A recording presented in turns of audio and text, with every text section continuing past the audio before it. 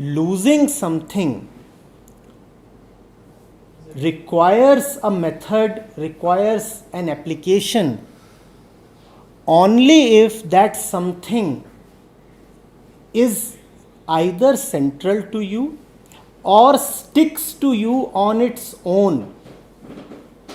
Fear is neither central to you, nor does fear say that I want to stay with you. All fear is acquired and external. So rather than asking how to give up fear, figure out how do you admit fear and stop admitting fear. How to stop admitting fear? By simply seeing what are the ways in which you let your life be governed by fear. Had fear been something sitting right in your core, then we could have talked of processes of liberation from fear. And there are so many processes in the market. But the fact is that fear is lifeless on its own. Fear does not stick to you. You clutch fear. So instead of asking how to give up fear, ask how do I invite and retain fear in my life? And that requires self-observation. Because fear is not something that happened once upon a time. Day in and day out, we allow ourselves to live by fear and in fear. Every time you accept something that seeks to control you by tempting you or by threatening you, you are admitting fear. And that happens daily. It happens in our homes, in our workplaces, in the markets. That's how fear gains control of us. Stop letting in fear.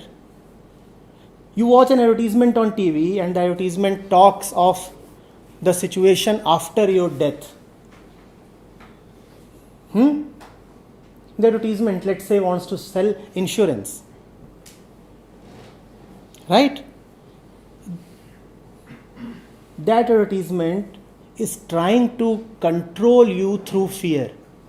They want a particular behavioral outcome from you by terrifying you. Now you let yourself be drawn towards that advertisement. Not only are you drawn towards that advertisement, you may actually go and buy that product. That is how you admit fear in your life. You're not quite a performer at your workplace. Your boss comes to you and says, you know what? Things do not look good for you in the next appraisal.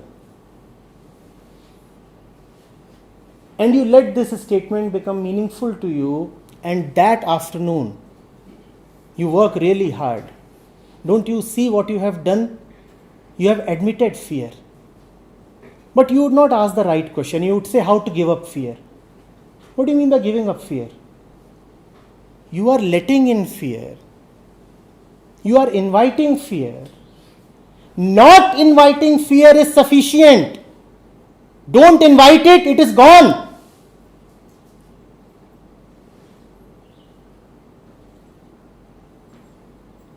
We invite fear. Don't invite it, that's all.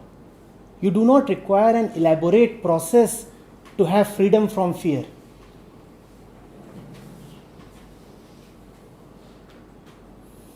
Even in intimate relationships,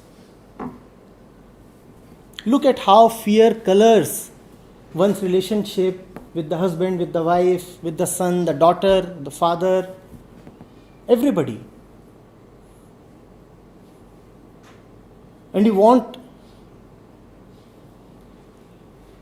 the climactic example, our relationship with this entire universe